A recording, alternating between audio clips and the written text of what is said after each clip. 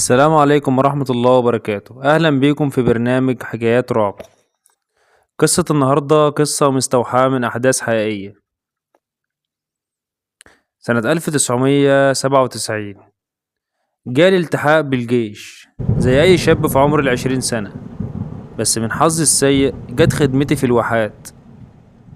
على العموم زي أي شاب مجند جديد حلقت شعري ولبست لبس الجيش وسافرت على الواحات. كان مشوار طويل جدا، مرهق جدا، أكتر من 7 ساعات سفر.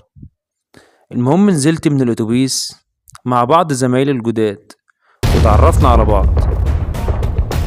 وقفنا طابور طويل جدا لتحديد مهام كل واحد فينا. من حظي الجميل إن جت خدمتي أثناء الليل، لأني كنت بحب السهر جدا، والمكان كمان كان في الصحراء، صحراء فاضية تعتبر معزولة عن المدينة نهائي. وطلبوا مني أقف خدمة من الساعة 9 مساء حتى الساعة 8 صباحا على أحد العنابر. كان بالنسبة لي توقيت جميل جدا، مفيش مراقبة ولا طوابير صباحية ولا وجع دماغ، والأجمل إني لوحدي. بس للأسف كان في ضابط مضطهدني جدا بدون سبب. المهم أول يوم ليا في الخدمة جهزت الراديو بتاعي والأكل وهيأت نفسي للسهر، وهمت نفسي إني في رحلة سفاري. أعمل إيه طيب؟ أحسن من الهم والحزن والوحدة.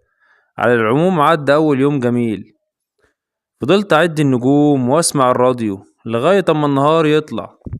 وعدى أول يوم وتاني يوم. الضابط اللي مضطهدني ده جالي قال لي بقولك إيه، ملوش لازمة الراديو ده، أنت جاي تتفسح ولا إيه؟ وراح واخد الراديو مني. الصراحة كنت مخنوق أوي. جت الساعة 9 واستلمت الوردية بتاعتي من زميلي صلاح اللي بيستلم بالنهار. ومن هنا بدأت القصة. كنت قاعد في مكاني زهقان جدا، ملل شديد، الجو برد جدا، صوت الهوا مع الرمل الصحراء يرعب. حتى الراديو اللي كان بيسليني خده الضابط. فجأة غلبني النوم ونمت. وفي الحلم شفت بنت جميلة جدا بتتفسح معايا في مركب. بس في آخر الحلم وقعت في النيل وغرقت. رحت قمت مفزوع من الحلم، ببص في الساعة لقيتها 2 بالليل. قلت ياه، معقول نمت 3 ساعات ولا حسيت بيهم؟ فجأة بدون مقدمات لمحت حد بيتحرك في الصحراء وبيقرب مني، عمال يقرب وبيجري على ايده ورجله. انا من كتر الظلام مش شايف حاجة، مش عارف احدد ملامحه. وفجأة ظهر امامي راجل لابس جلباب اسود وشكله مش مريح خالص. شديت الاجزاء ورفعت عليه السلاح وقلت له اثبت مكانك لا اضرب بالنار. قال لي اهدى شوية، اهدى اهدى يا ابني، انا شيخ القبيلة. قلت له فين القبيلة دي؟ احنا في صحراء، فين القبيلة دي؟ قال لي على بعد 2 كيلو مشي في الصحراء. قلت له عايز ايه يعني؟ قال لي ابدا، انا كنت خارج اتمشى ورجلي جابتني هنا. ما تخافش يا ابني، انا راجل عجوز مش عايز منك حاجة. المهم نزلت السلاح وقلت له اتفضل اتفضل. قلت اشوفه عايز ايه. قال لي انا عمك محروس شيخ قبيلة العوازم. قلت له اهلا وسهلا بيك. قال لي انت جديد هنا صح؟ قلت له اه، بقالي يومين بس. قال لي ومش خايف من الصحراء؟ قلت له الاول كنت خايف بس دلوقتي لا. قال لي بس خلي بالك الصحراء غدارة وفيها حاجات كتير مش طبيعية. قلت له خليها على الله. فجأة لقيت وشه كشر اول ما قلت له خليها على الله، وراح قال لي انا ماشي. قلت له اقعد شوية اجيب لك شاي. قال لي شكرا، وراح مدينه ظهره وراح ماشي بسرعة. كانت مشيته غريبة جدا، تحس في الأول إنه ماشي على رجلين، وأما بعد ودخل في الصحراء حسيت إنه ماشي على إيديه ورجليه. على العموم قلت ده خداع بصري، طلع النهار ورحت نمت من كتر التعب. والغريب اني حلمت نفس الحلم بتاع البنت الجميلة اللي بتقع في النيل. قمت برضه مفزوع، قلت في ايه؟ ده تاني مرة احلم بنفس الحلم. المهم صحيت بالليل وجه ميعاد الخدمة، ولحسن حظي زميلي نسي الراديو بتاعه في الخيمة. المهم استلمت الخدمة وفتحت الراديو وكنت بسمع أم كلثوم بتغني أغنية أمل حياتي، وكنت منسجم قوي بالأجواء اللي حواليا. وفجأة لمحت حواليا من بعيد جاية عليا وعمالة بتقرب. الصراحة خفت جدا وترعشت من المنظر. رحت ماسك الراديو وببص لقيت نفس الراجل جاي عليا وبيضحك.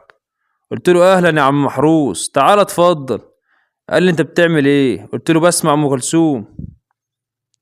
تعال اشرب شاي. قال لي شكرا، انا جاي اقعد معاك شويه. قلت له اهلا وسهلا بيك. الصراحه قلبي كان مقبوض منه، مش عارف ليه، وخصوصا لما شفته امبارح وهو بيجري على ايديه ورجليه. المهم قلت اشغل القران الكريم في الراديو، واول ما اشتغل القران ببص لقيته اختفى فجاه، وسمعت صوت بيهز الصحراء، مقمقة زي صوت الخرفان، صوت رهيب. عليت القرآن الكريم على الآخر، ابتدى الصوت يقل لغاية أما اختفى تقريبا أنا من كتر الرعب بقيت مش عارف أعمل إيه اللي حصل؟ الراجل راح فين؟ اختفى إزاي؟ جريت من كتر خوفي على الكتيبة اللي بيني وبينها 2 كيلو تقريبا. وفجأة وأنا بجري في الصحراء سمعت صوت جميل، صوت بنت بتقولي محمد، محمد. وقفت مكاني فجأة، لقيت بنت جميلة جدا واقفة قدامي وقالت لي انت مين؟ قلت لها انا اللي مين؟ انت اللي مين وازاي عرفت اسمي؟ وايه اللي جابك هنا في الصحراء؟ قالت لي انا من الواحات، اسمي ليلى وعايشة لوحدي في بيت ابويا وامي الله يرحمهم. انت بتجري ليه وسايب مكانك؟ قلت لها حصل لي حاجة غريبة جدا. قالت لي ارجع مكانك وانا هاجي معاك واحكي لي ايه اللي حصل لك. قلت لها انا شفتك قبل كده. قالت لي لا، انا اول مرة اشوفك، بس كنت حاسس اني شفتها قبل كده. المهم رجعت الخيمة وقعدنا. قالت لي احكي لي ايه اللي حصل لك بقى. حكيت لها على اللي حصل بالظبط. فجأة تنحت وقالت لي اسمه ايه الراجل ده؟ قلت لها محروس. فجأة راحت واقفة وقالت لي سلام بقى. قلت لها استني اجي اوصلك. قالت لي شكرا انا عارفة السكة كويس. قلت لها لا لا لازم اوصلك. قالت لي بلاش احسن. كانت رايقة جدا. المهم اتمسكت اني اوصلها. قالت لي طب يلا بينا. فضلنا ماشيين في الصحراء اكتر من نص ساعة، وكل شوية اسألها قربنا تقولي لسه، قربنا تقولي لسه. فجأة ظهر بيت وحيد وسط الصحراء. قالت لي ده بيتنا. قلت لها ده مفيش بيت غيره. قالت لي اه. الصراحة استغربت، امال عم محروس ساكن فين؟ قالت لي تحب تشوف البيت؟ قلت لها شكرا، لازم ارجع الخدمة الساعة 2:30 دلوقتي، ويا ريت ما تخرجيش متأخر تاني. بصيت له وضحكت وقالت لي حاضر، بكرة هجيلك اقعد معاك شوية. المهم رجعت الخيمة بتاعتي مبسوط قوي. اخيرا لقيت حد اتكلم معاه ويسألني واسأله. النوم غلبني ومن كتر التعب، وفجأة وانا نايم سمعت صوت انفاس، وحسيت بحد بيفتح عليا الخيمة.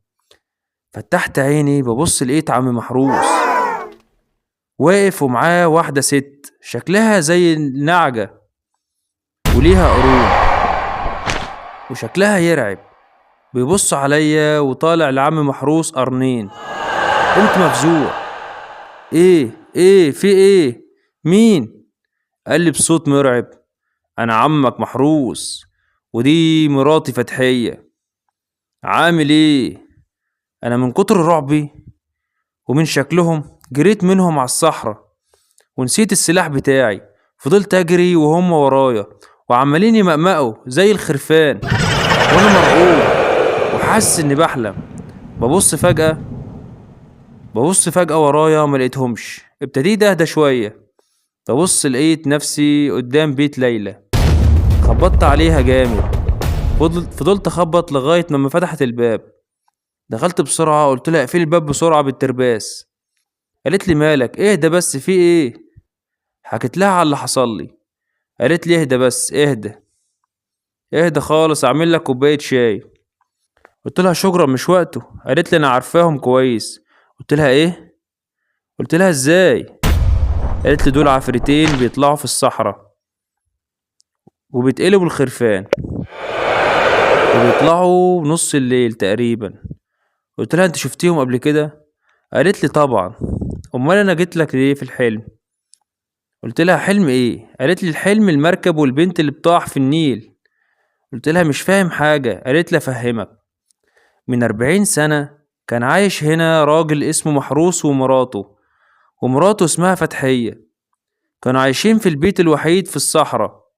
وفي يوم من الأيام انفجرت قنبلة فيهم من الكتيبة بتاعتك وموتتهم. ومن ساعتها عفرتهم بيطلع بالصحراء على شكل خرفان، وبينتقموا من أي عسكري جديد. وأنا جيت لك في الحلم عشان أحذرك منهم. استنى أجيب لك صورتهم من جوه. وراحت داخلة تجيب الصورة. أنا سرحت في كلامها إنهم كانوا عايشين في البيت الوحيد هنا، والبيت الوحيد هنا هو بيت ليلى. ابتديت أفهم، والرعب ابتدى يتسرب لقلبي. وفجأة خرجت ليلى وماسكة صورة في إيديها. قالت لي بص. ببص لقيت عم محروس ومراته فتحية، بس شايلين بنت صغيرة. قلت لها مين الطفلة دي؟ ضحكت وقالت لي أنا البنت الصغيرة. قلبي اتنفض من الخوف. قلت لها انت ازاي؟ قالت لي أنا بنتهم حنان، وكلنا متنا في يوم واحد. ابتدى جسمي يترعش من الرعب، وضحكتها ابتدت تتغير وشكلها بقى غريب، وراسها ابتدى يطلع فيها ليها قرون. وفجأة حسيت بأنفاس خلفي، وفي حد واقف ورايا. وراحت قايلالي أهلا بيك في بيت محروس، بابا وماما وراك هم. ولقيت ايدين اتحطت على كتفي وأنفاس ورايا. وفجأة نور البيت ضلم، وسمعت صوت خرفان بتمأمأ في كل مكان. رحت واقع من طولي، مدرتش بالدنيا. صحيت لقيت نفسي في مستشفى الشرطة العسكرية. بفتح عيني لقيت حواليا زمايلي كلهم. قالوا لي الحمد لله على السلامة. قلت لهم ايه اللي حصل؟ قال لي الضابط قول الحمد لله ان احنا لقيناك اصلا، لقيناك مرمي في الصحراء جنب الكتيبة. قلت له ازاي؟ انا اغمى عليا في بيت محروس. قال لي محروس مين؟ احنا لقيناك في الصحراء مرمي على الارض، وجنبك تصريح باجازة، وجبنا لك تصريح باجازة اسبوع. يلا جهز نفسك، الاتوبيس جاي دلوقتي. المهم نزلت مصر وحكيت اللي حصل لوالدي، وجاب لي واسطة، ومرجعتش تاني الواحات.